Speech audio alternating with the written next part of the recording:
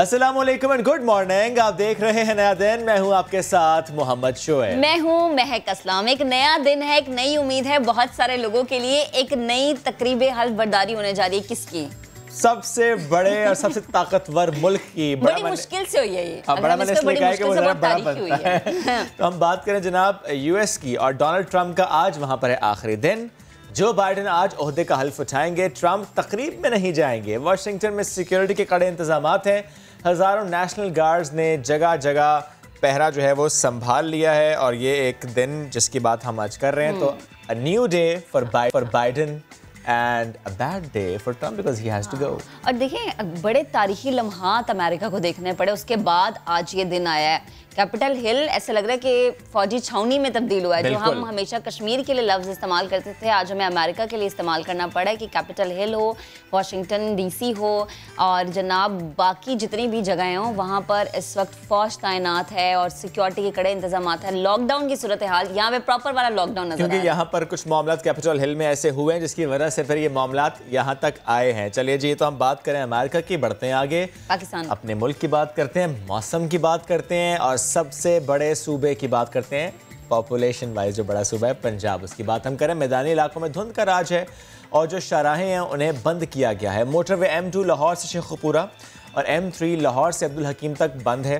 खानेवाल से मुल्तान मोटरवे भी शदीद धुंध के बाइस बंद कर दी गई है। मोटरवे M4 गोजरा से शोरकोट और मोटरवे M5 मुल्तान से लेकर सखर तक ट्रैफिक के लिए बंद कर दी गई है, क्योंकि कहा यह जाता है कि जब फॉग बहुत ज़्यादा हो, इनको इसलिए कुछ घंटों के लिए बंद किया जाता है ताकि लोग फिर ट्रैवल ना करें, हुए बहुत से हादसात रिपोर्ट होते हैं। और बड़ा जो परवाज़ है उनका शेड्यूल भी बड़ा मुतासर हुआ है। फ़्लाइट्स जो हैं उन्हें रोका गया है, और कुछ फ़्लाइट्स ऐसी हैं जिन्हें इस्लामाबाद पे उन्होंने वहाँ पे रोका है, और जनाब अभी कहा कि भी अब हम आपको इस्लामाबाद पे उतारेंगे।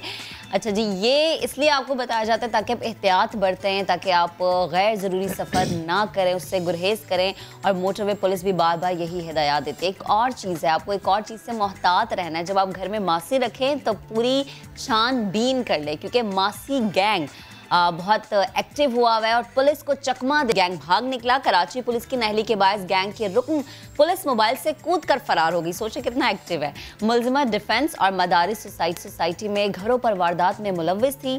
DIG ने 2 सब इंस्पेक्टर समेत 5 अहलकारों को इस गफलत पर मुअत्तल किया है। और तहकीकात जरूर होनी चाहिए कि भाग निकली या भगाई गई। चलिए ये भी है। और बात कर लेते हैं।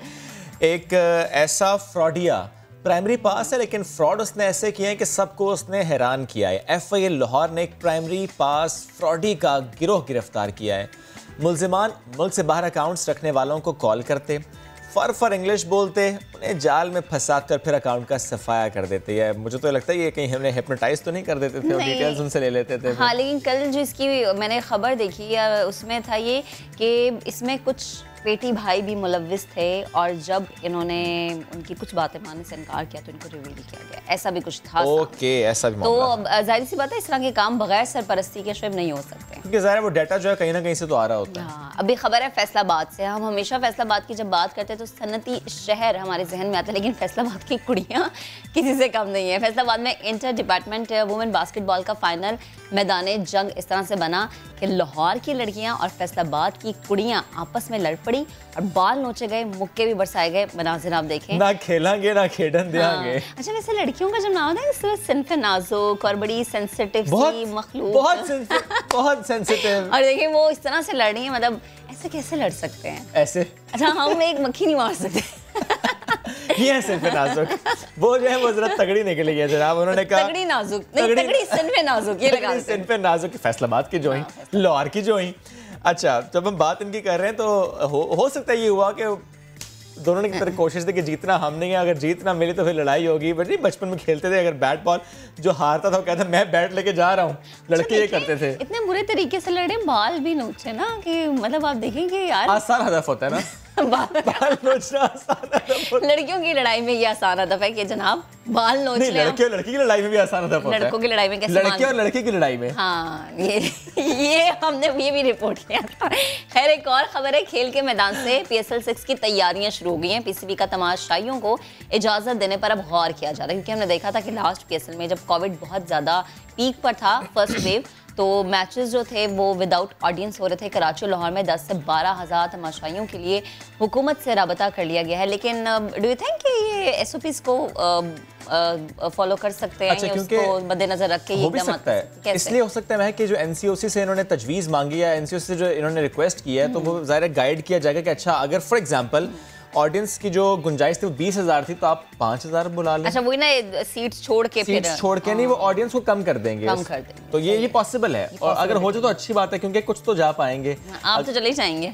चला ही ना जाऊं मैं, तो एमी टिकट मिल जाती है ना, तो चले ही जाएंगे। लेकिन इस दफा मुझे साथ लेके जाइएगा। चलो ठीक है जी, इस बार हम दोनों जाएंगे अगर हमें अलाउ किया गया। अच्छा जी, ये हम बात कर रहे थे PSL की। कराची में ये मेला सजना, लेकिन कराची वाले होशियार हो जाएं। क्यों? क्योंकि ऑनलाइन फूड डिलीवरी करने वालों के रूप में वारदातें हो रही हैं। पहले भी वारदात हुई थी और अब फिर हम देख रहे हैं कि वारदातें रिपोर्ट हो रही हैं। गुलिस्तान जौहर में डकैती की CCTV फुटेज सामने आई है, जिसमें फूड डिलीवरी बैग पहना डाकू शहरी को लूट रहा है, और ये उसकी वीडियो इस वक्त हम आपको स्क्रीन पर दिखा भी रहे हैं। तो वैसे भी कराची का माहौल ऐसा है कि यहाँ पर दिन हो या रात कभी ना कभी लुट ही जाता है यहाँ का शहरी। स्ट्रीट तो बहुत ज्यादा एक्टिव रहना पड़ता है, वो बड़े एक्टिव नजर आते हैं। और इस हवाले से बार हम बात होगी कि स्ट्रीट क्राइम्स इतने उरूज पर हैं, हर साल इसकी रेशो बढ़ जाती है। लेकिन फिर कराची पुलिस का ये कहना है कि इकदाम हो रहे हैं, तो वो इकदाम कौन से हैं, यहाँ पर सवाल बनता है। वो कहाँ हैं जो जिनसे आप मिलने गई थी, वो स्केटिंग करती जो गलियों में जाना था जिन्होंने, किधर है वो? अच्छा, वो कहते हैं अभी तो उनकी ट्रेनिंग चल रही है। अच्छा ठीक है। होला आगे खबर कराची से ये है। तो कराची वालों के लिए पैगाम ये भी है कि अभी अपने गर्म कपड़े वो ना रखें, क्योंकि सर्दी अभी बाकी है और अभी सर्दी गई नहीं है। और सवाल ये है मेरे जहन में कि क्या इस बार कराची में सर्दी का रिकॉर्ड टूटेगा? लग तो ये रहा है, क्योंकि सिंगल डिजिट की बात तो बार बार हो रही थी। फिर कहा जा रहा है कि 6 डिग्री 7 डिग्री तक अगले हफ्ते में फिर से पारा गिरेगा। यानी वो जो रजाइयाँ जिस पर मैंने खर्चा किया था, जिसमें महक ने बहुत तनकीद की थी, देखे फायदा होता है। लेकिन इतनी सर्दी नहीं है कि आप इतनी सारी रजाइयाँ या कि आप हीटर लगाएं या इस तरह से कोई इकदाम करें एज कम्पेयर टू अगर हम पंजाब के मैदानी इलाकों में देखें। भाई बच्चों वाला घर जो होता है ना, वहाँ पर बहुत ज़रूरी होता है कि आप रज़ाइयाँ भी निकाल के रखें। हीटर तो चले नहीं महक इन कराची, बट मैंने बच्चों के लिए ज़ाहिर रज़ाइयाँ स्पेशली बल्कि लेकर आया। मैंने कहा बच्चों को ठंड ना लगे, क्योंकि ज़ाहिर बच्चों की हिफाजत सबसे ज़्यादा ज़रूरी होती है। और बच्चों के लिए इस तरह की ठंड खतरनाक होती है, जो खुश्क सर्दी हो वो ज़्यादा खतरनाक होती है। चाहे मेरे बच्चे नहीं, लेकिन मुझे फिर भी पता कुछ। आगे बढ़ते हैं और अब आपको बताएंगे कि सोशल मीडिया पर एक वीडियो वायरल हो रही है, जिसमें एक शख्स को इमरान खान यानी कि मेरे कप्तान वज़ीर आज़म इमरान खान से मिलाया जा रहा है। वीडियो में स्याह रंग के लिबास में मलबूस एक आम सा शहरी चिंची में सफ़र कर रहा है। वीडियो पंजाब के शहर सियालकोट की है। लेकिन ये जो हम आपको दिखा रहे हैं वीडियो, ये देखकर हमें इमरान खान का वो वक्त याद आता है जब वो क्रिकेट खेलते थे, या वो वक्त याद आता है जिस वक्त जमाइमा उनकी ज़िंदगी में थी, यानी जमाइमा के इमरान खान। तो बिल्कुल वैसे ही लग रहे हैं ना, तो वैसे बैठे में देखें। तो अगर किसी की ख्वाहिश है इमरान खान साहब से मुलाकात करने की, नहीं हो रही, या यंग इमरान खान से, वैसे he is still young, he is very active, वो अपनी फिटनेस पर बहुत ध्यान देते हैं। लेकिन अगर किसी की ख्वाहिश और मुलाकात नहीं हो पर तो आप इनसे जाके मिल लीजिए, मिलना थोड़ा सा शायद आसान हो जाएगा। अच्छा जी, ये तो हमने बात की, चिंची में मुलाकात हो जाएगी, चाय की चुस्कियां भी आप लगा लेंगे। आसानी वाली सस्ती खस्ती मुलाकात है ये। बिल्कुल सही है, आम आदमी है तो ज़ाहिर मिलना थोड़ा सा आसान हो जाएगा। चलें फिर सियालकोट, चलो सियालकोट चलो। यंग इमरान खान से मिलने। लेकिन अभी हम आपको लेकर जा रहे हैं सियालकोट नहीं बल्कि यूनाइटेड स्टेट्स, क्योंकि खबर हमारे पास कुछ ऐसी है कि जो बाइडेन की जो साइकिल है उस पर सवाल उठ रहे हैं कि क्या ये साइकिल व्हाइट हाउस में जा सकती है? अगर ये व्हाइट हाउस में जाएगी तो क्या ये खतरा साथ लेकर जाएगी? क्योंकि ये साइकिल अगर तब्दील नहीं करेंगे, साइकिल में कुछ चेंजेस नहीं करेंगे, तो ये खतरे की अलामत समझी जा रही है सदारती महल के लिए। सिक्योरिटी खतरे में पड़ सकती है, क्योंकि ज़ाहिर है इसमें कैमरा लगा हुआ है, इसमें LCD स्क्रीन है। अगर इंटरनेट कनेक्शन इसका डिस्कनेक्ट हो भी जाए, उसके बावजूद इसकी कनेक्टिविटी रहती है, और इसकी वजह से कहा जा रहा है कि थोड़ी तब्दीली करनी पड़ेगी। अच्छा, अभी हम अपने नाज़रीन को बताते हैं कि अमेरिका के नौ मुंतखब सदर जो बाइडन हल्फ बर्दारी के लिए वाशिंगटन पहुंच गए हैं। तकरीब कब शुरू होगी, इंतजामात कैसे हैं और सिक्योरिटी का निज़ाम कैसा है, क्योंकि सिक्योरिटी जो है उसको बेहतर करना इंतहाई ज़रूरी था जो गुज़श्ता दिनों में अमेरिका में हमने देखा। इसी पर बात करेंगे अपने नुमाइंदे यासिर फिरोज से। यासिर से रब्ता हमारा मुनक़ता हुआ है। महक, हम बात करें नौ मुंतखब सदर जो बाइडन की हल्फ बर्दारी के लिए वाशिंगटन वो पहुंच चुके हैं। सवाल ये है कि कितनी देर में तकरीब शुरू होगी। इंतजामात की जब हम बात करते हैं तो 20,000 सिक्योरिटी एहलकार जो है वो तैनात किए गए। नौ मुंतखब अमरीकी सदर जो बाइडन, इनकी हम बात करें, और वाशिंगटन रवानगी से कबल इन्होंने जज्बाती तकरीर भी की थी। अब दीदा हुए थे वो। तो मैं चाहता अगर सुनवा देते हम, वो पॉसिबल है? चले, ये इतनी देर हमारी जो टीम है वो इस पे काम करते करे नहीं है। अच्छा वगैरह कोई नहीं, आपकी ख्वाहिश का एहतराम बिल्कुल नहीं किया जाएगा अभी। थोड़ा सा आगे बढ़ जाते हैं। अच्छा जी, 9 मुंतखब अमरीकी सदर जिनकी हम बात करें, आज ओहदे का वो हल्फ उठाएंगे। सिक्योरिटी पर 20,000 फौजी तैनात है, इससे मुतालिक हमने आपको अपडेट किया है। तो क्यों ना आगे बढ़ जाएं। ये तो हमने बात कर ली 9 मुंतखब सदर जो बाइडन की, और हालात वहाँ पर इस वक्त कैसे हैं, सिक्योरिटी वहाँ पर कैसी है, वो आपको दिखा देते हैं। तो चलें, ये तो अमेरिका की सूरत हाल हमने आपको बताई। अब से कुछ देर बाद तकरीबन हल्फ बर्दारी का आगाज भी हो जाएगा बाकायदा। अभी एक और खबर यह है कि गोश्तखोर अफराद के लिए $68,000 जीतने का मौका दिया जा रहा है, और तरीका यह है कि 90 रोज तक गोश्त को हाथ नहीं लगाना, सिर्फ और सिर्फ सब्जियां खानी। आप कर सकते हैं ऐसा? बिल्कुल कर सकते हैं। मैं कर सकती हूं। I love vegetables. बरतानवी कंपनी ने जो ये आगाज़ किया इसका, अब अपने खानों की मशहूरी के लिए इनाम का ऐलान किया है। ये इनाम उस को दिया जाएगा जो कि है तो गोश्तखोर, लेकिन 90 रोज तक ना करेगा। मेरा सवाल यहाँ पर महक है कि उन्हें मालूम कैसे होगा कि ये गोश्तखोर है? आई थिंक वो उसको उसके ऊपर नजर रखेंगे, ऐसा ही कुछ होगा। तो कोई पैसे नहीं ना दे देता। फॉर एग्जांपल महक कोई शख्स जाए और कहे ठीक है जी मैं गोश्तखोर था, मैं नहीं खाऊंगा 90 दिन, और मैं इसका हिस्सा बन जाता हूँ और वो वेजिटेरियन हूँ। अच्छा श्वेब, मेरी बात सुनो, इतनी तहकीक में ना जाए, आगे बता। अगर ये पाकिस्तानी कोई होगा मैं यही करेगा, मैं बता रहा हूँ आपको, वो चला जाएगा। अच्छा देखें इस तरह ये रकम पाकिस्तानी रुपयों में 1 करोड़ के बराबर बनती है। अब मुझे बताएं, कोई पाकिस्तानी चाहेगा 1 करोड़ ना मिले उसको? हाँ नहीं, कोई भी नहीं चाहेगा। मैं तो बिल्कुल नहीं चाहूंगी, मैं चली जाऊंगी। वैसे भी मुझे गोश्त दोनों जाते हैं, 50-50 लाख कर लेंगे। चलें, ये हम प्रोग्राम के बाद डिसाइड करते हैं। एक और खबर ये है कि न्यूजीलैंड में साहिल किनारे मसरूफ सड़क को 1 माह के लिए बंद कर दिया गया है, ताकि सी लाइन और इनके बच्चे आसानी से अपने घर और साहिल तक आमदोरफ्त जारी रख सके। हर साल जनवरी में इन नायाब तरीन सी लाइन्स की नस्ल की साहिल पर आमदोरफ्त जारी रहती है, और इसीलिए इस रोड को बंद किया गया है। अब इन्हें अपने खाने की तलाश करने में कोई मुश्किल नहीं होगी, आसानी से जा भी सकते हैं, आ भी सकते हैं। कितना अच्छा इकदाम है। अच्छा है, आपने उनका बिल्कुल उस तरीके से ख्याल रखा जिस तरीके से ख्याल रखना चाहिए था, तो ये हक अदा किया। अच्छा जी, दुबई लेकर चलते हैं आपको, और दुबई के ज़बरदस्त मनाजिर आपको हमने आज दिखाने। वली अहद शेख हमदान बिन मोहम्मद बिन राशिद अल मखतूम ने एक बार फिर दुबई की खूबसूरती है इसको उजागर करने के लिए एक वीडियो इंटरनेट पर शेयर की है। बादलों के ऊपर से दुबई के नज़ारे की वीडियो इंटरनेट पर शेयर की, जिसको सारिफीन ने बहुत पसंद किया। वो वीडियो आपको हम ज़रा दिखाते भी हैं।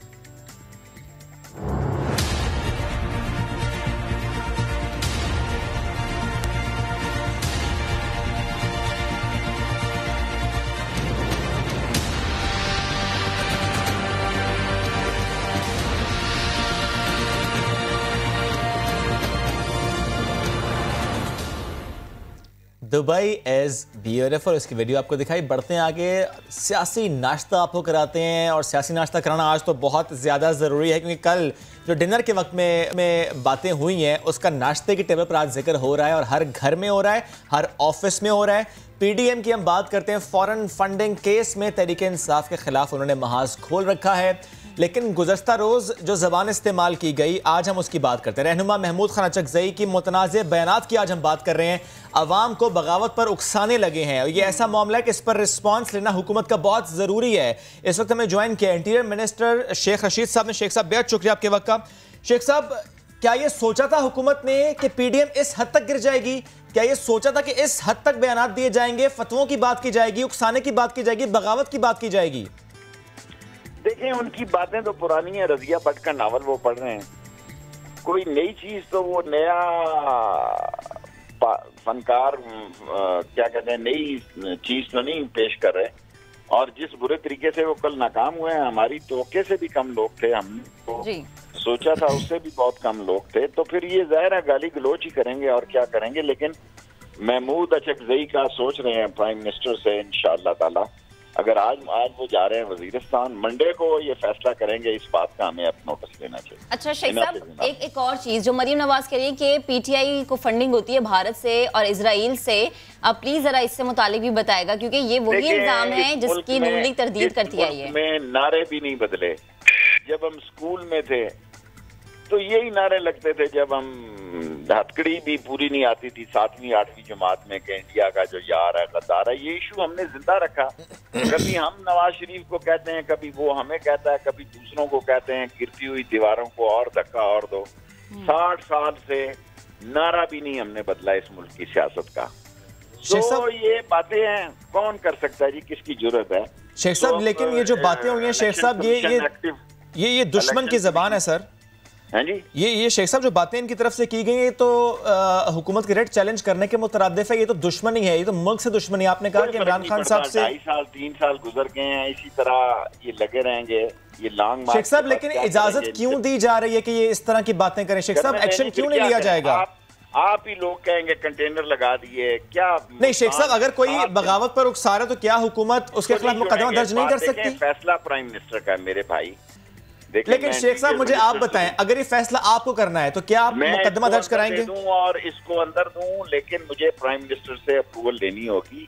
मैं इंटीरियर मिनिस्टर जरूर हूं, मैं पर्चा दिलवा सकता हूं, दे सकता हूं, लेकिन ऑफ कोर्स ये प्राइम मिनिस्टर के नोटिस में। अच्छा शेख साहब, एक बात और बता दें, जो कहा गया फंडिंग से मुतालिक जिस तरह के इल्जामात लगाए गए हैं, भारत का नाम लिया गया, इसराइल का नाम लिया गया है। शेख साहब, इमरान खान साहब ने कहा कि कुछ ममालिक की फंडिंग की ऑफर थी और ये वही ममालिक हैं जिनकी फंडिंग की ऑफर इन जमातों को है, और वो कहते हैं कि आप जानते हैं। शेख साहब, ये बात दुरुस्त कर रहे हैं? देखें, मेरे सामने तो एक मुल्क का ज़ाहिर है, मैं इंटीरियर मिनिस्टर का नाम लेना, ये तो नहीं कि मैं उनको नुकसान पहुंचाना हो तो पाकिस्तान को नुकसान पहुंचे। नवाज शरीफ फॉरेन मुमलिकत से पैसे लेता था। अच्छा शेख साहब, एक और चीज जरा वाज़ेह कर दे, फॉरेन फंडिंग केस के हवाले से कल ये भी कहा गया कि 30 बार समाअत को मुलतवी करने की कोशिश की गई। अगर चोरी नहीं की तो फिर इस तरह की कोशिशें क्यों की जा रही हैं हुकूमत की जानिब से? ये सवाल उठाया गया मरीम नवाज की तरफ से। डील कर रहा है। मैं वैसे ही सुबह सुबह की बात करूं, मुझे अगर पहले आगे से मैं पूछ के रखूंगा कि ये जो इन्होंने इल्जाम लगाया है इसकी क्या हकीकत है। उम्मीद तो नहीं है, लेकिन मैं इस नंबर के बारे में आगाह नहीं। अच्छा शेख साहब, एक और चीज बता दे, अब पीडीएम ने जो आपने कहा था ये आखिरी सवाल है, मैं नाश्ता कर रहा था, आपने चले एक आखिरी सवाल, नाश्ते की बुरकी मुंह में डाले, और एक आखिरी सवाल सुन लें कि पीडीएम का आगे आप क्या मुस्तकबिल देख रहे हैं? देखें, इन्होंने कहा था हम इलेक्शन ही लड़ेंगे, ज़मीनी ये इलेक्शन लड़ रहे हैं, ये शाम गरीबा मना रहे हैं और बिलावल वहां जश्न मना रहा था। आप ये देखें ना कितना तजाद है इन लोगों में, कि वो जश्न मना रहा था, ये शाम गरीबा मना रहे थे, इनका बुरा हाल था। और फिर इन्होंने सेनेट का इलेक्शन भी लड़ने का फैसला किया है, इस्तीफे भी नहीं दिए हैं। एक लॉन्ग मार्च इन्होंने करना जी। कल के बाद हमारे हौसले बहुत बेहतर है। हमारा ख्याल था कि कोई 50,000 लाख लोग ये इकट्ठे कर लेंगे, कटलांग और सखाकोट और मर्दान तक से लोगों इन्होंने मंगवाए, गुजरांवाला लाहौर से, लेकिन टेंट फिश था, कुछ भी नहीं था। 3,000 मैंने जितने साफियों ने कवर किया ना, जितने साफी मेरी प्रेस कॉन्फ्रेंस में मौजूद थे, मैंने कहा कि आप यूनानी मसली राय दें, मेरा राय है 2,000। सब ने कहा जी हम इत्तफाक राय से, ताकि कल आपके खिलाफ ना लिखें, 3,000 टारगेट खत्म कर दें। 100 साफियों का मुश्तरका फैसला ये था कल प्रेस कॉन्फ्रेंस में कि जी आप 2500 से 3,000 है, लेकिन आप 3,000 कह दें, हम इस पे आप पे सवाल नहीं करेंगे। ठीक है शेख साहब, यानी बिल्कुल फेल्ड था ये, 3,000 लोग थे, ज्यादा नहीं थे, और अभी आप कहते हैं कि आप लोगों के हौसले तो और बुलंद हो गए। शेख साहब बैठ चुके, प्लीज हैव योर ब्रेकफास्ट, आप एंजॉय कीजिए। लेकिन ये जो आपने बात की है कि प्राइम मिनिस्टर की इजाजत जरूरी है, जाहिर है बिल्कुल दुरुस्त बात है, लेकिन जो बगावत पर उकसा रहा है उसके खिलाफ होना चाहिए कुछ ना कुछ, वरना तो कोई भी खड़ा होकर किसी भी जलसे में कुछ भी कह देगा तो ये हुकूमत से दुश्मनी अपनी जगह, लेकिन मुल्क दुश्मनी होनी नहीं चाहिए। Let's C prime minister Imran Khan इससे मुतालिक क्या फैसला करते हैं। आगे बढ़ते हैं, एक और अहम खबर आपको देंगे। लापता अफराद की केसेस की समाअत सिंध हाई कोर्ट में हुई है। 5 साल से लापता शहरी की अदम बाजियाबी पर अदालत ने शदीद बरहमी का इजहार किया है। अदालत ने वफाकी सेक्रेटरी दाखिला और सेक्रेटरी दिफा को जाती हैसियत में पेश होने का हुक्म दे दिया है।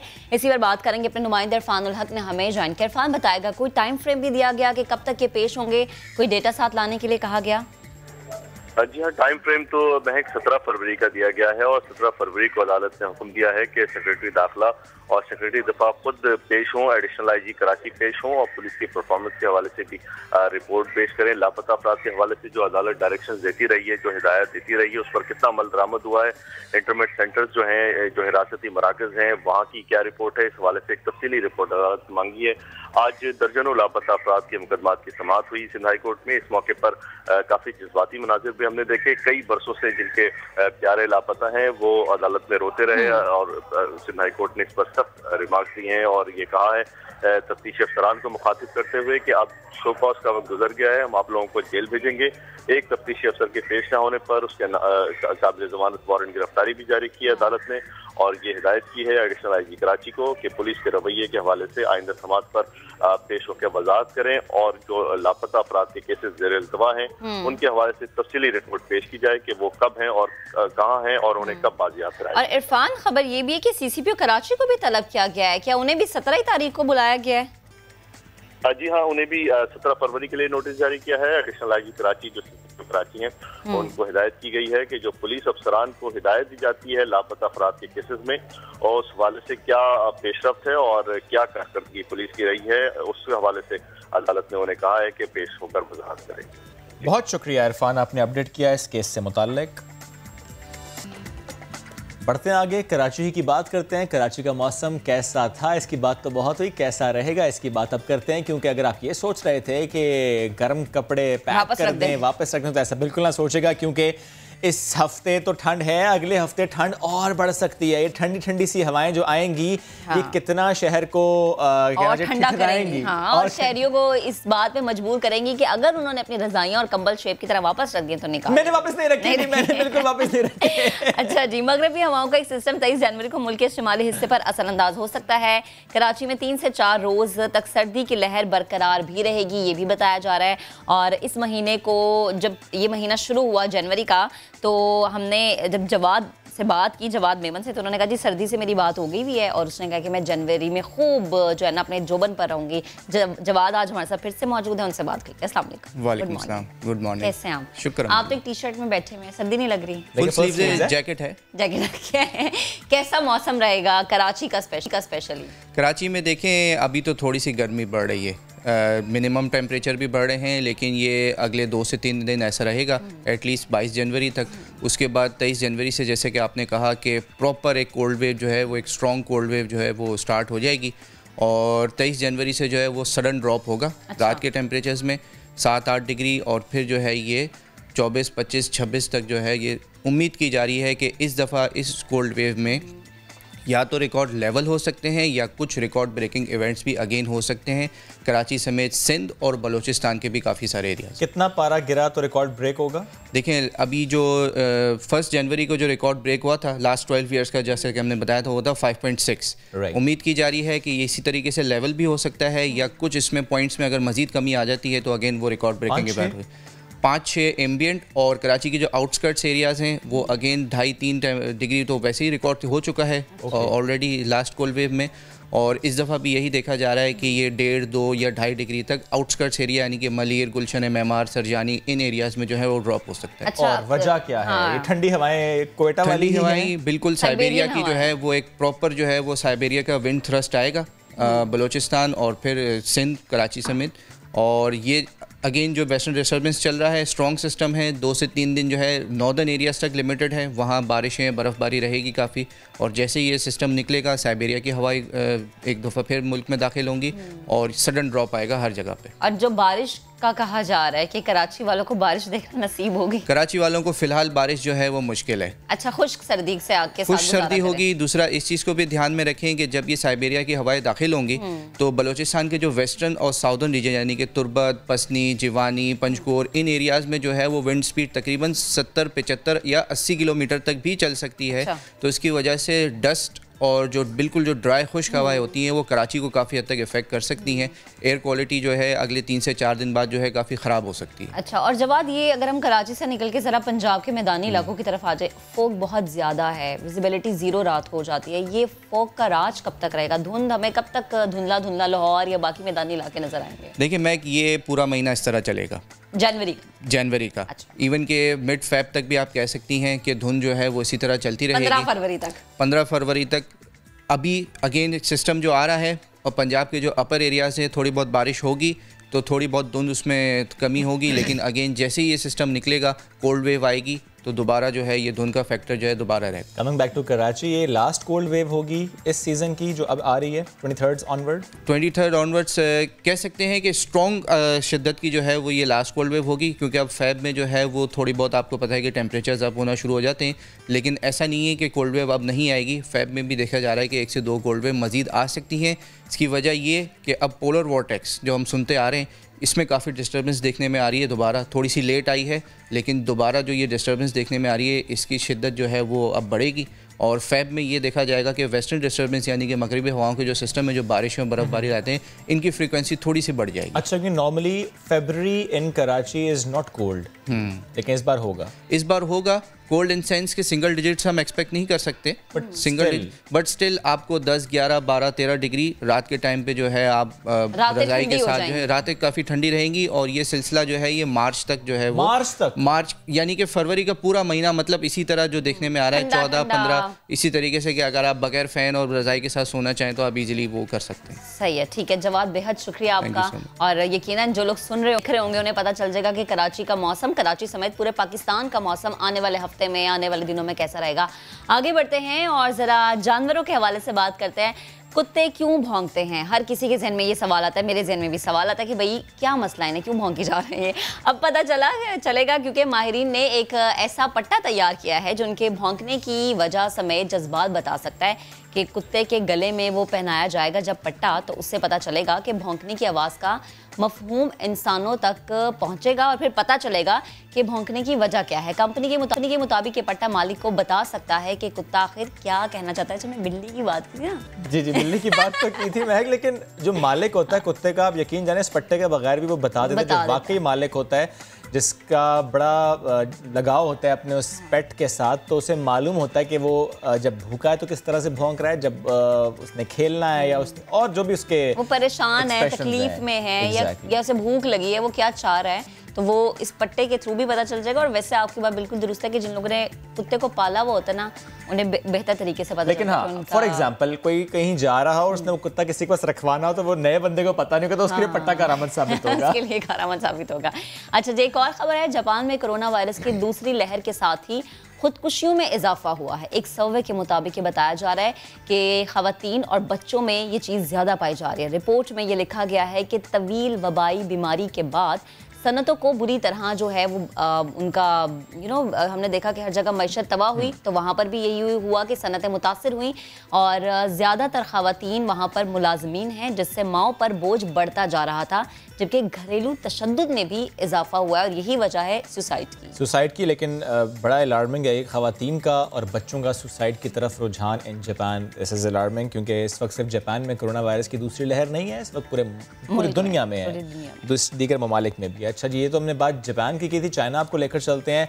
चाइना से सीखने लायक बहुत सी खबरें हमारे पास आती हैं। कोविड-19 जब वहाँ पर सबसे पहले रिपोर्ट हुआ और जिस तरीके से कोविड-19 वहाँ पर फैला, उसे काबू करने के लिए जिस तरह चाइना ने कोशिश की, स्पेशली जो पेशेंट्स थे उनको मैनेज करने के लिए सिर्फ 5 दिन में 1,500 बिस्तरों पर मुश्तमिल अस्पताल तामीर किया था, दुनिया को हैरान किया था। गुज़श्ता साल दिसंबर से नए केसेस में फिर से हम देखने का इजाफा हो रहा है इन चाइना।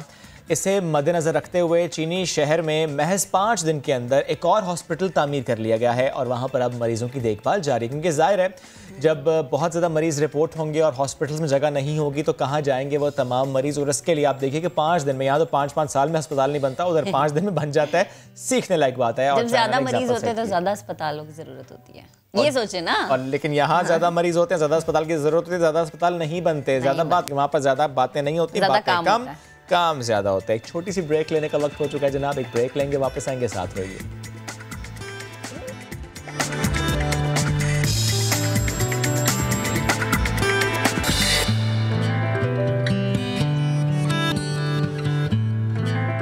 Welcome back. लेकर चलते हैं आपको लाहौर और दिखाते हैं कि लाहौर आज कितना साफ है, क्योंकि लाहौर बहुत ज्यादा वहां पर कचरा था, वहां पर कचरे के ढेर थे, लेकिन क्या लाहौर साफ हुआ?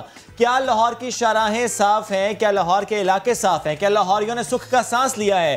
क्या लाहौरी अब बुज़दार सरकार से खुश हैं? क्या जो बुज़दार सरकार ने वादा किया वो वादा वफा हुआ, या कि आज भी याद कर रहे हैं शहबाज शरीफ को? आपको हम कुछ मनाजिर दिखा रहे हैं बिफोर एंड आफ्टर। मुख्तलिफ इस वक्त इलाके हैं लाहौर के, 2 हफ्ते पहले वो कैसे थे और आज ये इलाके कैसे हैं, ये हम आपको स्क्रीन पर दिखा रहे हैं। बिल्कुल, बीजिंग अंडरपास के ये मनाजिर हैं और पहले जो कूड़ा था साइड्स पे, रोड की साइड्स पे, वो अब किसी हद तक उठाया जा चुका है। समा ने भरपूर आवाज़ उठाई, लाहौरियों की आवाज़ बना समा। गार्डन टाउन के मनाजिर आप देख सकते हैं और इंतहाई महंगा इलाका लाहौर का ये तस्वुर किया जाता है। वहाँ पे पहले किस तरह के मनाजिर थे और अब जो मनाजिर हैं वो भी हम आपको 2 हिस्सों में स्क्रीन को मुनक़सिम करके दिखा रहे हैं कि अभी वहां पर क्या मनाजिर है, यानी कुछ काम हुआ है और हिलजुल होती हुई हमें नजर भी आई है कि कूड़ा उठाया गया है। लोगों के तहफ्फुज की जो बुज़दार सरकार हमेशा से बात करती आई है उस पर कुछ अमलन भी काम होना शुरू हुआ है। हमारे दो रिपोर्टर्स इस वक्त हमें लाहौर से ज्वाइन करेंगे, दानियल सत्तार और शाहीन शहजादी से पूछते हैं कि ये कहां पर मौजूद हैं, क्या मनासिर देख रहे हैं। शाहीन, खवातीन हमेशा पहली तरजीह होती है तो पहले मैं आपके पास आऊंगी। मुझे बताएं आप जिस इलाके में मौजूद हैं यहाँ पर सफाई की क्या सूरत हाल है, यहाँ पर कूड़ा उठाया गया, पहले यहाँ की गलियों की सड़कों की कैसी गंदी सूरत हाल थी, अभी भी वैसी है या इंतजामिया कुछ एक्टिव नजर आई है यहाँ पर?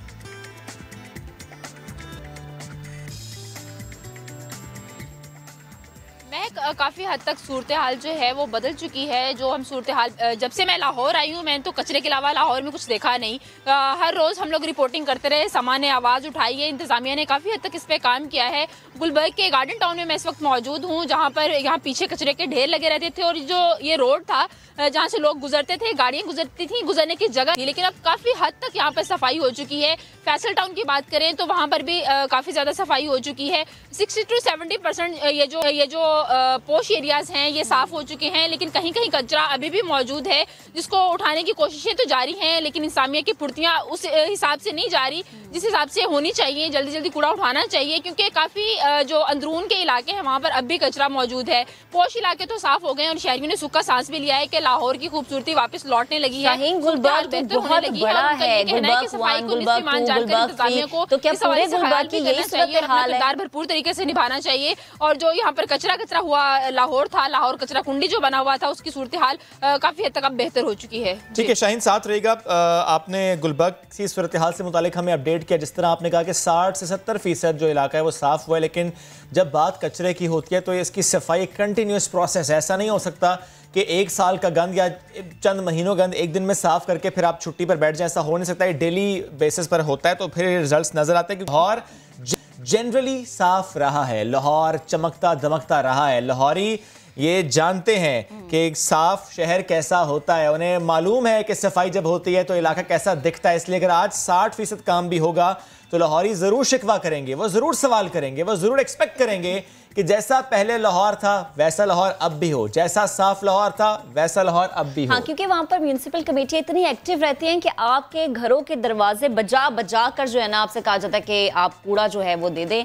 अब ये एक्टिविटी वहाँ पर उतनी नहीं है डेली बेसिस पर। दानियल सत्तार बीजिंग अंडरपास के पर मौजूद हैं, अतराफ में क्या सूरत हाल है दानियल से जानते हैं। दानियल बताएगा इस जगह पर सफाई की क्या सूरत हाल है। लाहौर साफ होगा, लाहौर रोशन होगा, लाहौर तरक्की याफ्ता होगा, ये बड़े नारे हमने सुने, लेकिन जो अभी सूरत हाल है वो बह गए। तो अभी जो यहाँ पर आप देख रहे हैं सूरत हाल वो जरा प्लीज बताएगा, कचरा उठा, किस हद तक उठा, कितने फीसद इलाका साफ हुआ?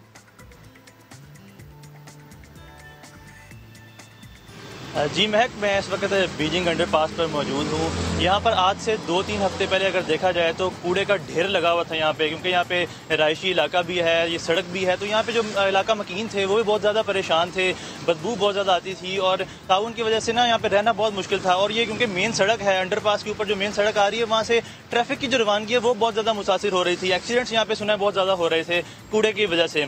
लेकिन अब जो सूरत हाल है वो थोड़ी मुख्तलिफ है।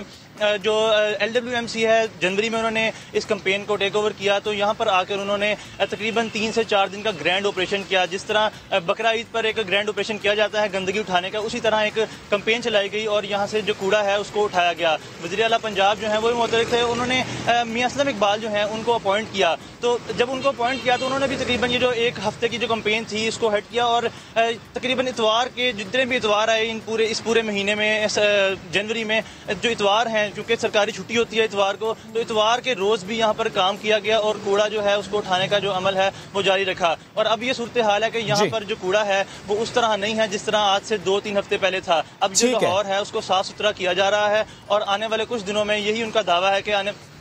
ठीक है दानियाल, आप हमें बता रहे हैं कि आने वाले दिनों में भी यहाँ पर सफाई होगी। शाहीन, एक दफा दोबारा आपकी तरफ मैं आना चाहूंगा। जितना लाहौर आपने अब तक देखा, जो हालात आपने लाहौर के अब तक देखे, यानी मैं हालात की जो बात कर रहा हूँ, जो सफाई का इंतज़ाम जब हुआ, जब सफाई का निज़ाम शुरू हुआ, पूरा शहर कितने फीसद, यानी इस इलाके के से मुतालिक तो आपने बताया कि 60 से 70%, पूरा शहर कितने फीसद साफ है और ये जो निज़ाम है ये चलता रहे, सफाई होती रहे, ये सिर्फ हफ्तावार मुहिम ना हो, एक दिन की सफाई ना हो, ये वाकई हो सस्टेनेबल, ये प्लान को मेक श्योर किया गया।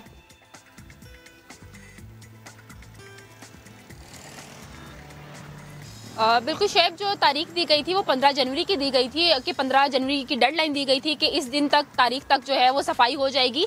लेकिन पूरा शहर मुकम्मल तौर पे साफ तो नहीं हुआ। मैंने जैसे कि पहले बताया कि अंदरून शहर के इलाके जो हैं वो 60 से 70% साफ हुए हैं, लेकिन जो वो दूसरे अंदरून के इलाके हैं वहां पर अभी गंदगी मौजूद है। जौहर टाउन में कल मैंने विजिट किया था तो वहां पर भी अभी कचरे के ढेर जूं के तू मौजूद थे। ऐसे लगता है जैसे LWMC वाले जो सामने सामने के इलाके हैं जहाँ पे मीडिया जल्दी पहुंच पाता है, जहाँ उनको जाने में टाइम भी नहीं लगता है, वहां से जल्दी जल्दी सफाई कर देते हैं कि सब अच्छा की रिपोर्ट दे दें। लेकिन ये इंसामे की अपनी भी नाअहली है कि पहले उन्होंने कॉन्ट्रैक्ट खत्म किया, शहर में गंदगी मचाई, अच्छे वाले साफ शहर को गंदा किया, उसके बाद फिर खुद ही सफाई करने में लग गए और ये कहा कि हम शहर साफ कर रहे हैं और मुख्तलिफ तारीखें दी और कहा कि हम जल्द से जल्द जो है शहर को साफ कर देंगे। अभी शहर की सूरत हाल उस हद तक साफ शहर नहीं हुआ जैसा कि पहले था। लेकिन क्या कहते थे कि उस्मान बुज़दार साहब होता था, उस्मान बुज़दार साहब विजिट करते हैं, 5,500 टन यहाँ पे होता है, जो कि अभी पुराना कचरा है वो नहीं उठाया जा रहा, तो डेली जो है वो 5,500 टन जो है मजीद इसमें ऐड हो जाता है। ठीक है शाहीन, ये मुझे बता दें एक बात, की जो है वो जिम्मेदारी वो भी बढ़ जाती है और दूसरी तरफ शहरियों को भी मुश्किल का सामना रहता है। शहरियों का मुतालबा यही है कि मशीनरी का जो काम है वो ज्यादा बढ़ाया जाए, किसी को कॉन्ट्रैक्ट दिया जाए दोबारा से जो कि अच्छे से शहर को साफ कर सके, शहर की खूबसूरती को दोबारा बहाल कर सके, जो बागों का शहर कहलाता था वो दोबारा कभी कचरा कुंडी ना कहलाए। ठीक है शाहीन, एक बात और बता दें, कई बार वो मनाजिर हमने देखे हैं कि कहा जाता है कि उस्मान बुज़दार सिक्योरिटी प्रोटोकॉल के बगैर शहर के दौरे पर नजर आते हैं, जब बारिश होती है फौरन से पहुंच जाते हैं। कूड़ा जब आया शहर में, शहर की सड़कों पर, तो बुज़दार साहब कहीं नजर आए कुछ हिदायत देते हुए कि भैया ये नहीं, ये वो नहीं, हाँ ये मॉनिटर करते हुए, इस तरह से कुछ मनाजिर देखे आपने?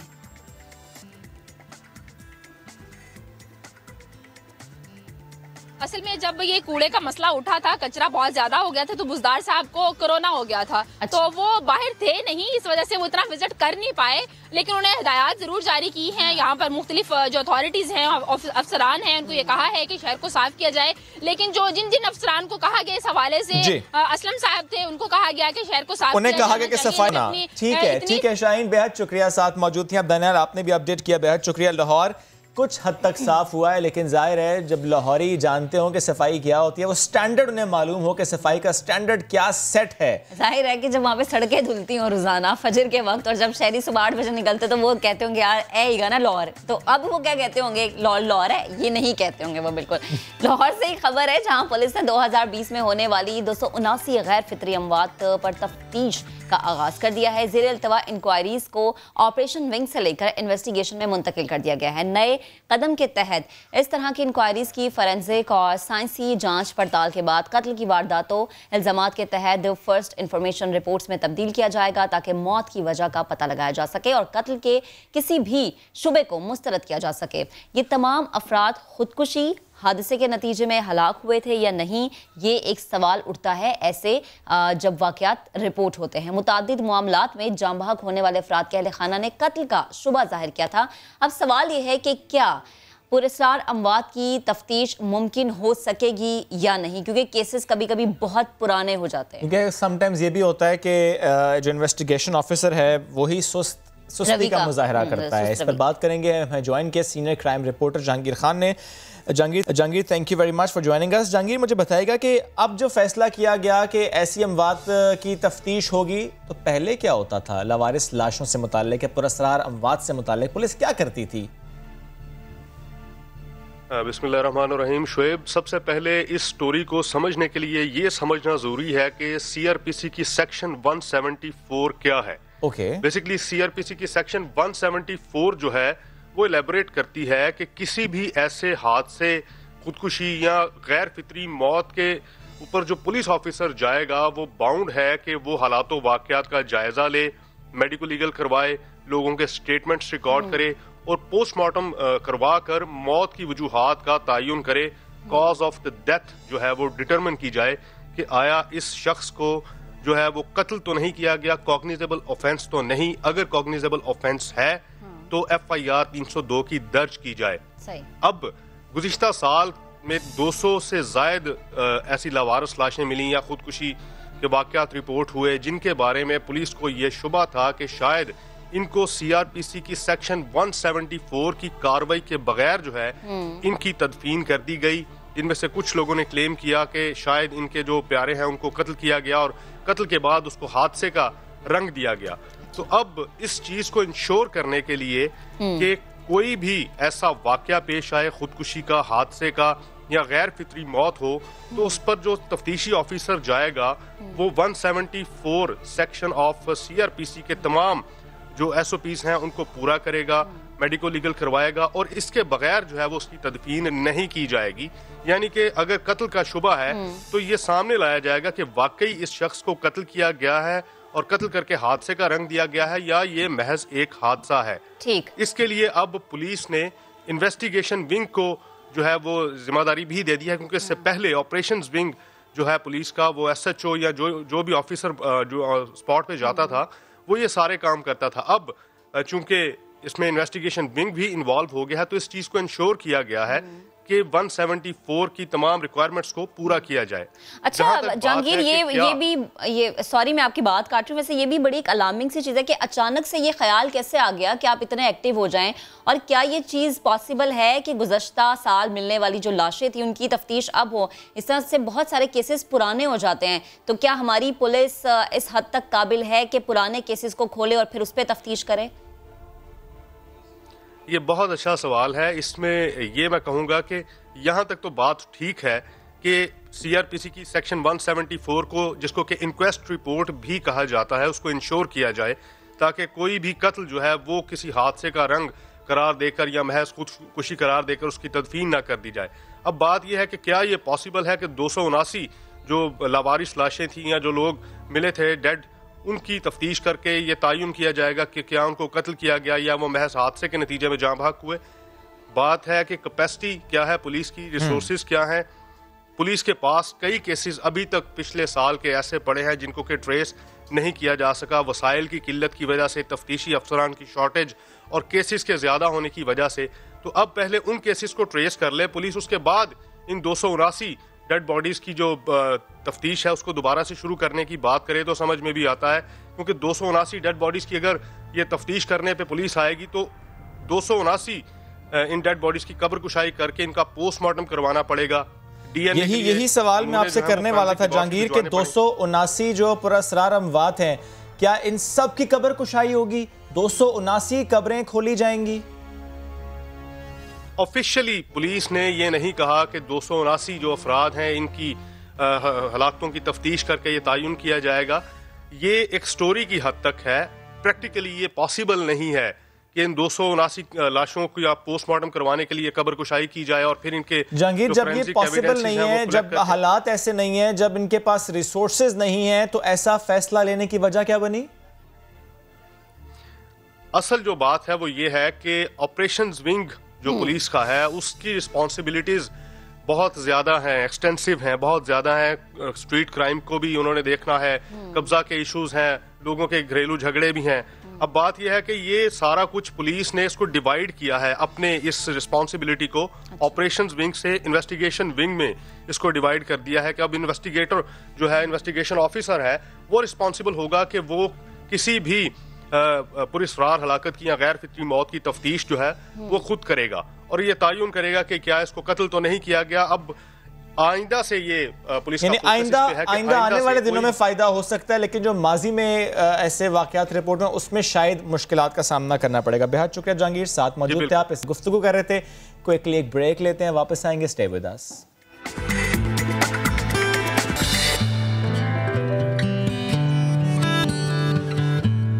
वेलकम बैक जनाब। एक सवाल है कि कितना अजीब लगे जब कोई मर्द बात कर रहा हो लेकिन आवाज खातून की, लेकिन अगर आवाज लता जी की हो तो फिर कैसा लगेगा? जाहिर है अगर वो गुनगुना रहा हो और आवाज बिल्कुल लता जी की हो तो किसको पसंद नहीं आएगी। तो यही वजह है जनाब जिनकी बात हम कर रहे हैं, वीडियो आपको दिखा रहे हैं।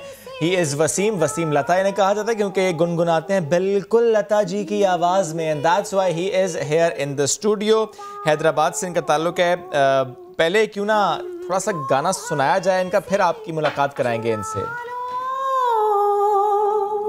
दिल में कहीं तुम छुपा लो, 16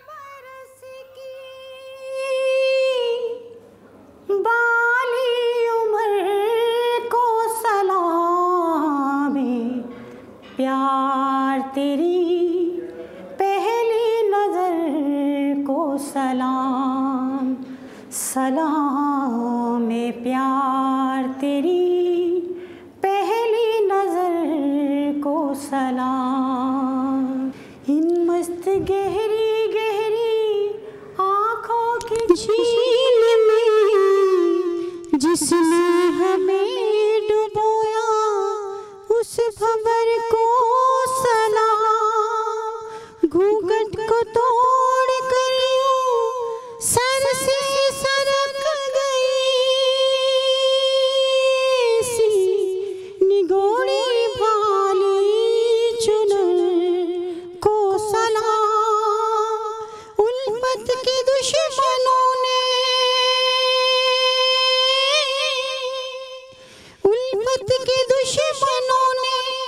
कोशिश हजार की फिर भी नहीं झुकी जो उस नजर को सलाम।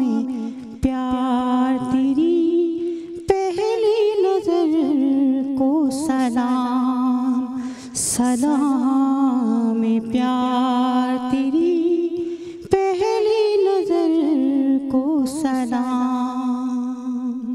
क्या बात है वसीम, जबरदस्त। अगर ये नया दिन ना होता, ये टेलीविजन ना होता, रेडियो होता, तो मैं तो यही कहता लता जी हमारे आज मेहमान है, लता जी गा रही हैं। लेकिन जाहिर है आप देख रहे हैं कि आवाज़ है इनकी बड़ी डिफरेंट। अच्छा मुझे बताएं कि सिर्फ गाना उनकी आवाज़ में या लता जी की आवाज़ में बात भी कर लेते हैं? ऐसी भी ट्राई की आवाज़ बिल्कुल डिफरेंट निकली है और कोशिश करेंगे तो हो जाएगा। कोशिश कर लें। वैसे अगर बात करें उनकी आवाज में तो कोशिश करें, हो सकता है, हो सकता है। ट्राई तो चलें कोशिश करें, कोशिश करें। अस्सलाम वालेकुम। वालेकुम अस्सलाम। लता जी कैसी हैं आप? मैं बिल्कुल ठीक। लता जी आप कैसा महसूस हो रहा है नए दिन के मंच पे आके? मुझे बहुत अच्छा लग रहा है यहाँ पर आकर और बहुत खुशी है। क्या बात है, ये कैसे कर लेते हैं आप? अब इसके बारे में बताएं।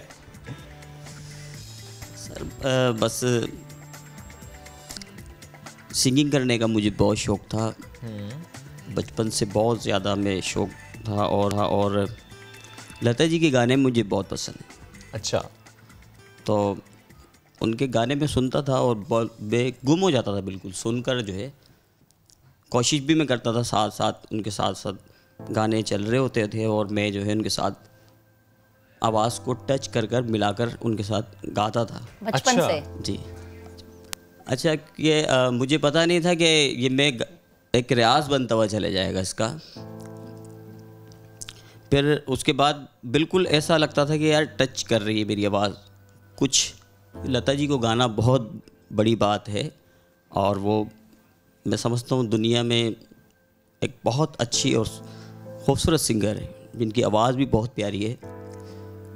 कॉपी करने की मैं कोशिश करता था और वो काफ़ी हद तक जो है मैंने उस पर सीखा और सीख कर वो उस पर जब मैंने इलाके में एक हमारे यहाँ पर एक फंक्शन था, वहाँ पर मैंने जब इसकी एक ट्राई की। अच्छा वो ट्राई थी पहली बार किसी फंक्शन पे? जी मैंने ट्राई की, मैंने बोला मैं देखता हूँ इसको, क्या पता इसका बहुत अच्छा रिज़ल्ट आए।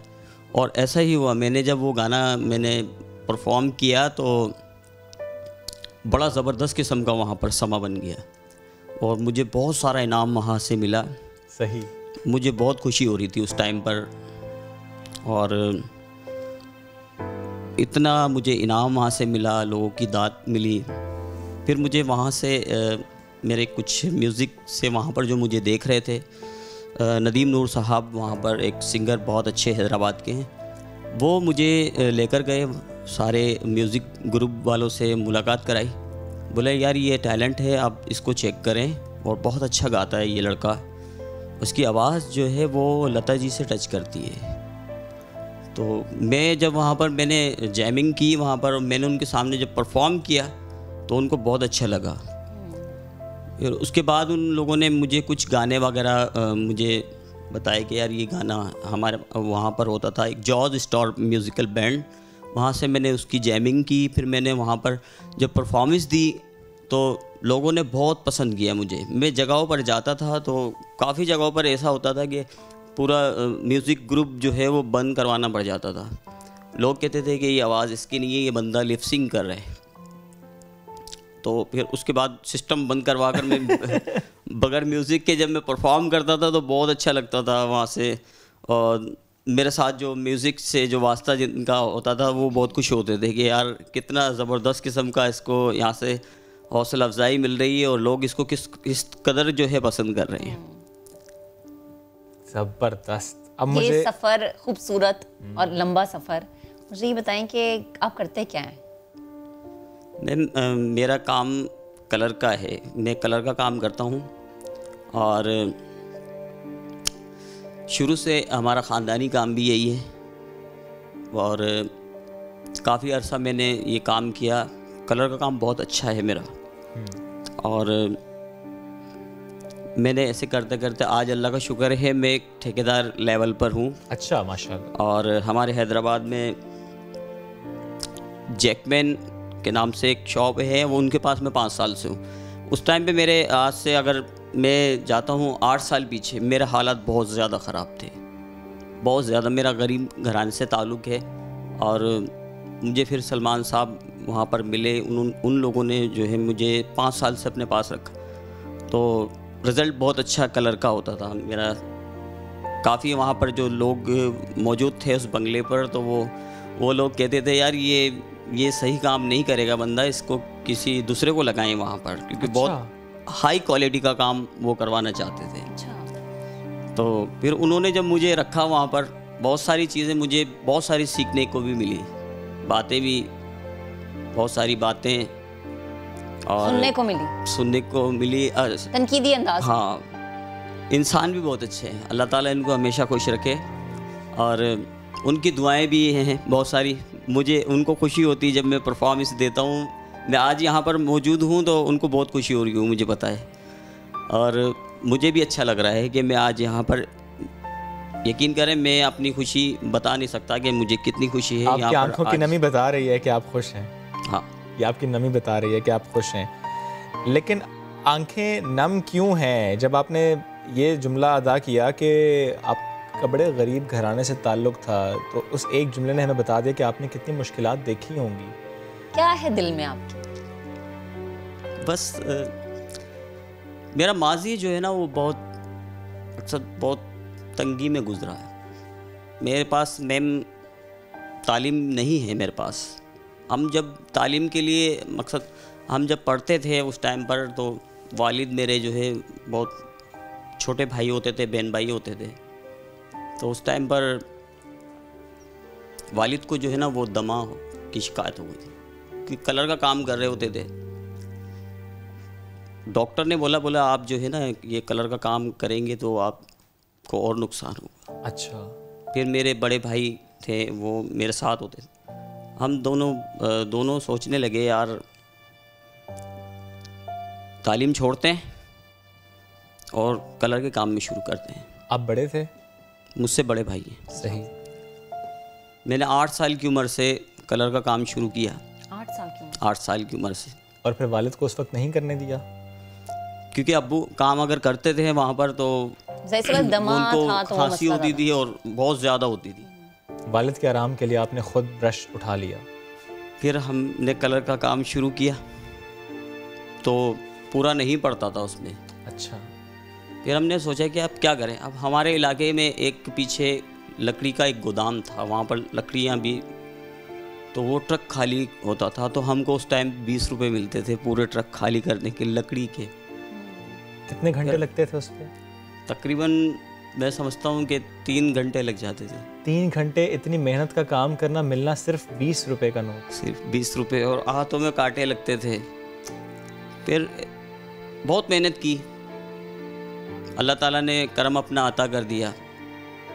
आज मैं सोच नहीं सकता कि मैं इस मकाम पर आकर, मैं इस जगह पर बैठा हूँ, इतने बड़े चैनल पर मैं आकर यहाँ पर बैठा हूँ, मेरी क्या हैसियत है और मैं कहाँ पर बैठा हूँ। थोड़ा सा तल्ख सवाल है लेकिन इजाज़त देंगे तो पूछ लूँगा, क्योंकि हमारे हालात ऐसे हैं हमारे मुल्क के कि हम देखते हैं सड़कों पर, चौक चौराहों पर, सिग्नल पर, कहीं पर आप जाएं वहाँ पर बाहर लोग मांग रहे होते हैं। एक एक सेकंड में लोग उन्हें पैसे दे देते हैं और वो आदी हो जाते हैं। आपने 3 घंटे इतनी मेहनत का काम किया, मिला सिर्फ 20 रुपए का नोट। आपने कभी नहीं सोचा कि मैं हाथ फैलाऊं, किसी से मांगूं? नहीं, हमेशा हमने यही सोचा कि हमको अपने बहन भाइयों को जो है एक अच्छा मुस्तकबिल देना है, इनको भूखा नहीं रखना है। और हो सकता है अल्लाह पाक इसी बात से राज़ी है। तो उसके बाद एक अच्छा माहौल मिला हमको। तकरीबन 8 साल के बाद बहुत प्यारा माहौल मिलना शुरू हुआ। क्योंकि मेहनत का सिला तो मिलता है। मेरे छोटे भाई सारे हमारे साथ काम करने लग गए थे वहाँ पर, कलर का काम, वो भी हमारे साथ हाथ बटाते थे। एक माहौल बहुत अच्छा सा मिलना शुरू हुआ। 10 साल के बाद कुछ और तब्दीली आ गई। 15 साल के बाद बड़ी ज़बरदस्त किस्म की तब्दीली आई। फिर मुझे सलमान साहब टकरे। उन्होंने मुझे बात करने का ढंग भी सिखाया और काम का अंदाज भी बताया कि ये काम किस तरह उन्होंने आपकी ज़िंदगी कितनी तब्दील की, इस पर ज़रूर बात करेंगे। आपकी ज़िंदगी में उनका आना किस कदर आपको बदल गया, इस पर ज़रूर बात करेंगे। लेकिन उससे पहले हम गाना सुनेंगे। उससे पहले इसलिए गाना सुनेंगे, आपका पसंदीदा, या यूँ कह लेते हैं कि वो जो तल्ख तजर्बात आपकी ज़िंदगी में रहे, उसने आपकी आवाज़ में जो दर्द पैदा किया, वो दर्द किस गाने में आप बयान कर सकते हैं? महसूस करते हैं आप खुद भी।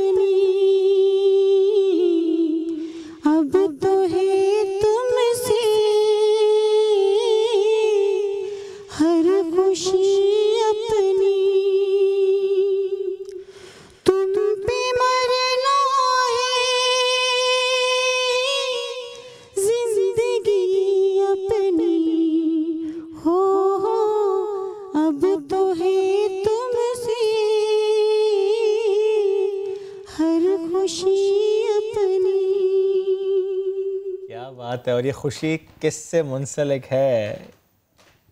वो शख्सियत कौन है? बहुत सारे मेरे प्यारे दोस्त हैं, उसमें आप भी शामिल हो हैं और जो मुझसे प्यार करते हैं वो सब लोग हैं। फैमिली से मुतालिक बताएंगे। आपने भाइयों से मुतालिक तो बताया, अपने वालिद की तबीयत ख़राब हुई उस वक्त का तो आपने जिक्र किया, उसके बाद का अगर बता सकें वालिदैन से मुतालिक, फैमिली से मुतालिक। भाई मेरे सारे मुझसे बहुत प्यार करते हैं, इज़्ज़त भी बहुत करते हैं और रिश्तेदार भी बहुत इज़्ज़त करते हैं, बहुत ज़्यादा। मेरे कज़न सारे, चचा के जितने भी बेटे हैं, लड़के हैं, वो सब, और इलाके में भी मुझे बहुत ज़्यादा पसंद करते हैं। मैं जब इलाके से बाहर जाता हूँ तो वो इलाके के जो लोग हैं वो मुझसे बहुत प्यार करते हैं और मुझे बहुत अच्छा लगता है। जब मैं इलाके से निकलता हूँ और वहाँ पर जब लोग मुझे बोलते हैं यार वसीम भाई आप आज हमारा मूड है, कोई अच्छा सा गाना सुनाएं। और ये बहुत ज़्यादा कहते होंगे। और, हाँ। और वो गाना सुनाएं, फरमाइशें आती होंगी। हाँ, बहुत सारी फरमाइशें आती हैं और अच्छा लगता है, बहुत अच्छा लगता है। हाँ। और मज़ा जब आता है जब मैं परफॉर्म कर रहा होता हूँ और वहाँ पर लोग जो है वो आकर जो है ना वो इनाम भी देते हैं और कुछ लोग ऐसा करते हैं, वो कहते हैं यार ये बंदा जो है ना ये इसकी आवाज़ नहीं है। तो वो उस टाइम पे बड़ा मज़ा आता है। मैं कहता हूँ यार कितना ज़बरदस्त मंजर है और इसको अभी मैं माहौल बनाऊंगा। अच्छा। मैं फिर ऐसा ही करता हूँ, मैं पूरा सेटअप जो है रोकवा देता हूँ। फिर मैं उनसे पूछता हूँ भाई आप बताएं कौन सी फरमाइश है आपकी। तो वो फिर मुझे फरमाइश देते हैं, फिर मैं स्टार्ट उसका जब लेता हूँ। हाँ। बहुत अच्छा लगता है, बहुत पसंद करते हैं लोग, प्यार करते हैं बहुत ज़्यादा। और मैं ख़ास डिमांड पर जाता हूँ। अच्छा, डिमांडिंग है आप? मुझे नहीं लेकर जाते इस तरह से, और मैं जाता भी नहीं हूँ। अच्छा, मेरी ख़ास डिमांड जब मेरी आती है मैं उस जगह पर जाता हूँ। ख़ास डिमांड से क्या मुराद है? वो बोलते हैं मुझे हमको जो है वो ड्यूट परफॉर्मर चाहिए, वसीम लता, जिसकी आवाज़ लता जी से टच करती है। परफॉर्मिंग सिर्फ और सिर्फ पैसे लेते हैं आप फिर? जी बिल्कुल, जाहिर है वो उनका टैलेंट है। लेकिन ये बताएं कि परफॉर्मिंग सिर्फ और सिर्फ हैदराबाद तक है? जी बॉस, मैंने अभी, क्योंकि हमारा हैदराबाद में बहुत अच्छा टैलेंट है, वहाँ पर बहुत हैं टैलेंट, और दूसरा ये कि वहाँ पर शो इतने कोई बड़े लेवल पर, हाई लेवल पर नहीं होते। मैंने अभी तक कोई ऐसा हाई लेवल पर कोई ऐसा शो नहीं किया, और लेकिन अब मैं जिस मकाम पर आकर बैठा हूँ, कि जिस जगह पर बैठा हूँ, ये मेरे लिए बहुत बड़ी बात है। तो यही मैं पूछना चाह रही हूँ ना, आप हमारे प्लेटफॉर्म पे हैं, समा के तवस्सुत से लोग आपको, पूरी दुनिया आपको देख रही है, यूट्यूब से निकल के आप इतने बड़े चैनल के सोफे पे बैठे हुए हैं, कैसा महसूस कर रहे हैं? क्या तब्दीली या क्या एक ऐसा चेंज है जो कि आपके दिल में है? आंखों से तो नजर आ ही रहा है, मैं चाह रही हूँ जुबान पे भी आए। और ये भी कि जब वापस जाएंगे तो आप क्या एक्सपेक्ट कर रहे हैं कि हैदराबाद के आपके चाहने वाले कैसे इस्तकबाल करेंगे? मुझे समझ में नहीं आता कि मेरे साथ हो रहा क्या है। अच्छा, आपने कभी 15 दिन मुझे हो गए तकरीबन, और सोशल मीडिया ने भी बहुत मुझे फेमस किया है। चैनल जितने भी हमारे पाकिस्तान के तमाम, माशाल्लाह, अल्लाह ताला इनको खुश रखे, आप लोगों को सबको। मैं एक अदना सा बंदा, लेकिन इन लोगों ने आज मुझे इतना इस मुकाम पर पहुंचा दिया, मुझे समझ में नहीं आ रहा कि ये मेरे साथ क्या हो रहा है। मैं यकीन करो कि मैं ये समझता हूँ कि यार मैं कोई ख्वाब तो नहीं देख रहा हूँ, कि कभी सोचा ही नहीं था कि ऐसा होगा। मैंने कभी ज़िंदगी में नहीं सोचा ऐसा।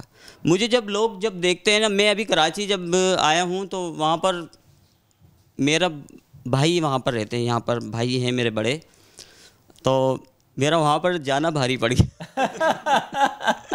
मुझे इस कदर दोस्तों ने रोक लिया। मैं इलाके में जब निकलता हूँ तो लतीफ़ाबाद की साइड पर, मैं हैदराबाद में परसों मैं गया तो वहाँ पर काफ़ी सारे लोग बैठे हुए, वहाँ बोले यार वो सीन लता जा रहा है, वो जो ड्यूट आवाज़ में हमने इसको चैनल पर देखा था।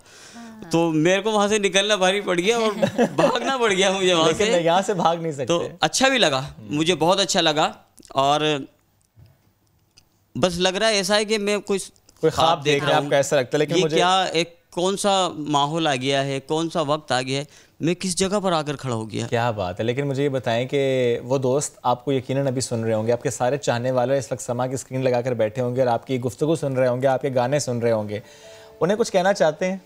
हाँ, मैं अपनी तरफ से बहुत सारा उनको प्यार और बहुत सारी दुआएं हैं।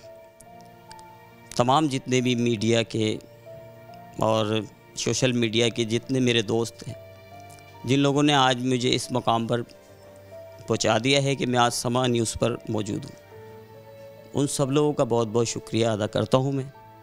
और मेरी दुआ है अल्लाह पाक हमेशा आप सब लोगों को खुश रखे, आमीन। क्योंकि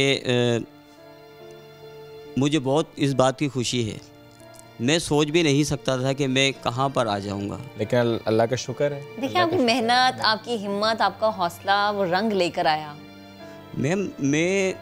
मुझे कॉलें आती हैं, क्या बात है, बहुत सारी जगहों से कॉलें आ रही हैं मुझे, और मुझे टाइम इतना नहीं मिल रहा मैं अपने घर पर भी जा सकूं। अच्छा, इतनी कॉल्स आपका, इतना अच्छा रिस्पांस मिल रहा है। लेकिन मुझे ये बताएं कि दिल में ख्वाहिश तो होगी जिससे इतना प्यार किया, जिसकी आवाज़ में गुनगुनाया, उनसे मुलाकात भी हो जाए।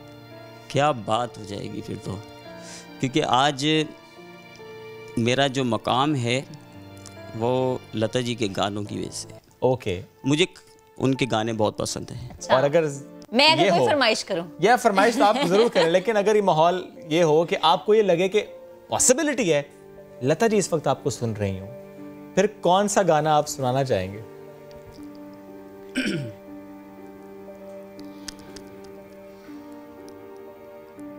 अखियों की झरोकों से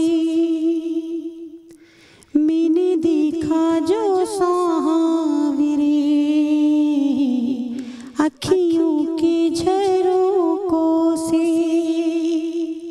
मैंने देखा जो सहावरे, तुम दूर नजर आए, बड़ी दूर बंद कर करके झरोकों को जरा बैठी जो सोचने, मन में तुम्हें मुस्काए, मन में तुम्हें मुस्काए। एक मन था मेरे पास वो अब खोने लगा है, पाकर तुझे हाय मुझे कुछ होने लगा है।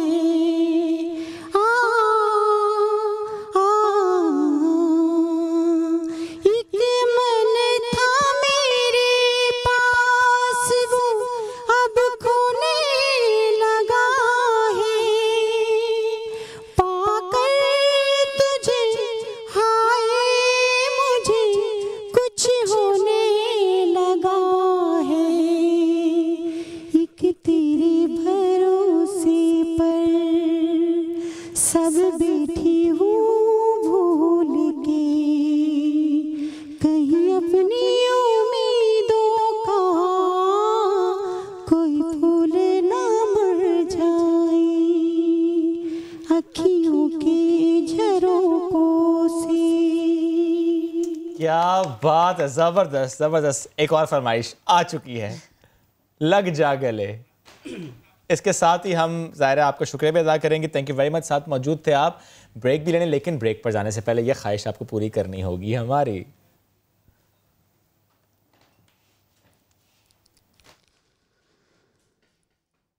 पास के हम नहीं आएंगे बार बार, बाहें गले में डाल के हम रोते ज़ार ज़ार, आँखों से बस ये प्यार की बरसात हो न हो, शायद फिर इस जन्म में मुलाकात हो न हो। लग जा गले के फिर हंसी रात हो न हो, शायद फिर इस जन्म में मुलाकात हो न हो।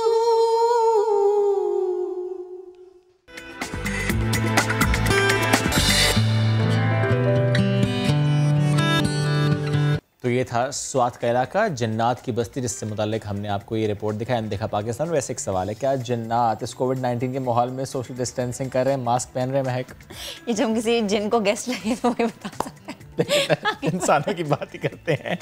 मास्क की जब हम बात करते हैं तो फैसलाबाद में अवामी मकामात पर जो मास्क बेच रहे हैं, लग ये रहा है कि वो खुद ही सेहत के दुश्मन बन गए। मिट्टी और धुएं से अटे हुए ये मास्क कैसे बीमारियां फैलाने का सबब बन रहे हैं। सादिया फरहान की रिपोर्ट देखिए।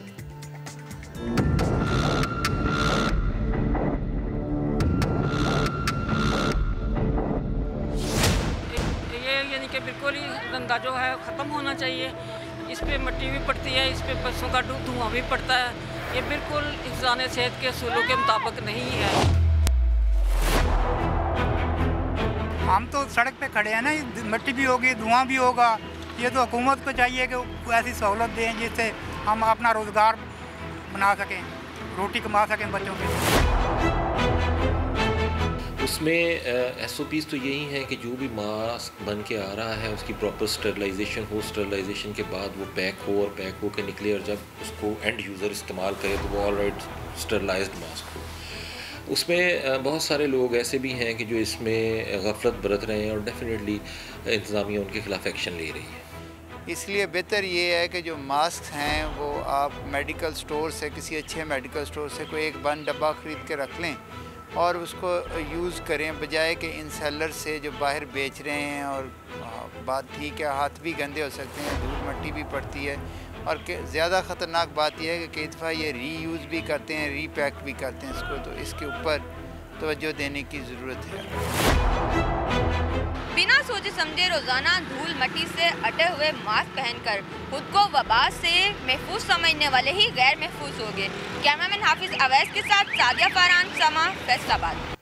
बढ़ते हैं आगे, एक अहम खबर आपको देंगे। चीन के अरबपति एंटरप्रेन्योर जैक मा मंजर-ए-आम पर आ गए हैं। वो तवील अरसे बाद लाइव स्ट्रीम पर टीचर से खिताब करते हुए देखे गए हैं। जैक मा ने मंजर-ए-आम से गायब होने पर तबसरा नहीं किया, लेकिन इतना जरूर कहा है कि मुलाकात होगी और कोविड के बाद होगी। चीन के अरबपति एंटरप्रेन्योर जैक मा जो कि गायब थे, बहुत चमगोइयां हो रही थी कि क्या वो कहीं बिल्कुल ही गायब हो गए हैं, उनकी एंट्री होगी तो कैसे होगी, क्या मूवी की तरह की एंट्री होगी, क्या उसी तरीके से एंटर होंगे जैसे मूवीज में हम देखते आए हैं ऐसे कैरेक्टर्स को कि वो एंटर होते हैं। तो लेट्स सी जी होता है क्या, लेकिन अभी जो उन्होंने फन पकड़े गए हैं, थोड़ा सा देखा गया उन्हें। तो चीन के अरबपति हैं जैक मा, जिनके गायब होने की बड़ी बातें सरगर्म थी, खबरें सरगर्म थी और सवालात उठ रहे थे कि अचानक से वो कहाँ चले गए।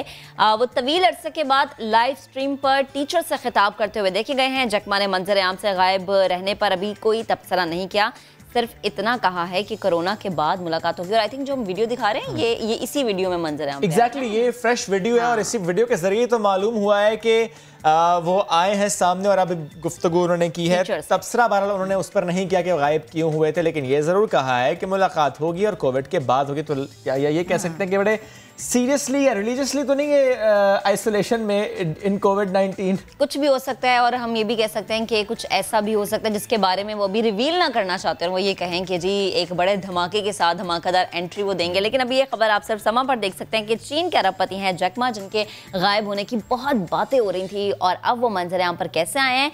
तवील अरसे के बाद लाइव स्ट्रीम पर टीचर से खिताब करते हुए उन्हें देखा गया है। ये जो हम आपको वीडियो दिखा रहे हैं टेलीविजन स्क्रीन पर, ये बिल्कुल फ्रेश वीडियो है, यानी अभी जब उन्हें देखा गया है टीचर से खिताब करते हुए, ये वो वीडियो है। मुलाकात के हवाले से उन्होंने ये कहा है कि कोविड के बाद मुलाकात होगी और कहाँ गायब थे, क्यों गायब थे, क्या कर रहे थे, इस पर उन्होंने तबसरा करने से गुरेज किया है। जैक मा एक ऐसी हस्ती है जिस पूरी दुनिया इनके नाम से वाकिफ़ है और इनके गायब होने पर बहुत तबसरे हो रहे थे, बहुत बातें हो रही थी। इंटरनेशनल मीडिया पर भी ये चहमगोइयाँ थी कि आया जैक मा कहाँ चले गए हैं, और अब जब वो वापसी देंगे तो क्या एक नए अंदाज में या कोई धमाकेदार एंट्री होगी उनकी। और अभी उन्हें लाइव स्ट्रीम पर टीचर से खिताब करते हुए देखा गया है, जिसके मनाजिर आप इस वक्त समा न्यूज़ की स्क्रीन पर भी देख सकते हैं। एक एनुअल इवेंट था और इस इवेंट पर उन्होंने शिरकत की और यहाँ पर गुफ्तगू करते हुए देखे गए। बढ़ते हैं आगे, पाकिस्तान की बात करते हैं।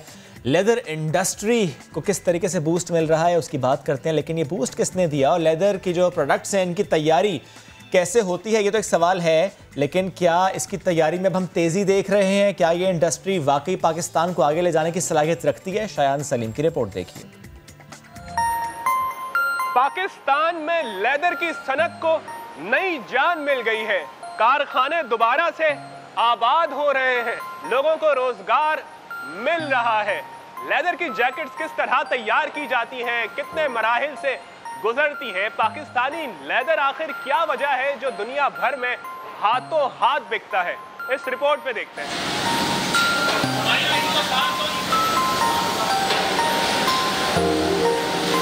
चमड़े से जुड़ी सनती मशीनरी चल पड़ी।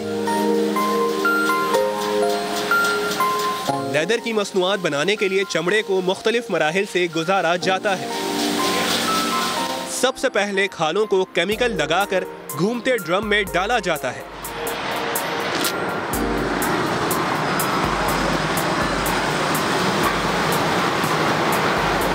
दो दिन सूखने के बाद रंग का स्प्रे किया जाता है।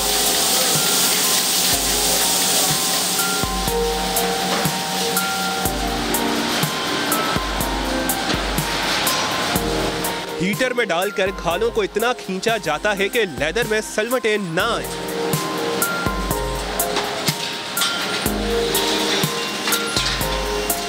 तेरह से ज्यादा मरहलों से गुजार कर लेदर की जैकेट्स और दीगर चीजें तैयार की जाती हैं। कोरंगी इंडस्ट्रियल एरिया में 240 से ज्यादा चमड़े के छोटे बड़े कारखाने हैं। कुछ साल पहले तक 30% कारखाने बंद हो चुके थे।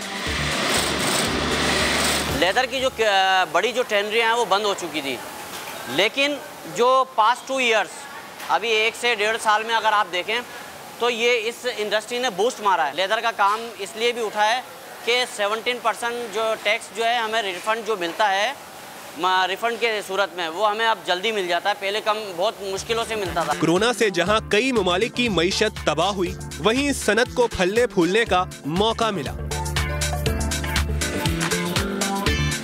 आलमी मार्केट से धड़ाधड़ ऑर्डर मिलने की बड़ी वजह मेयारी खाल है।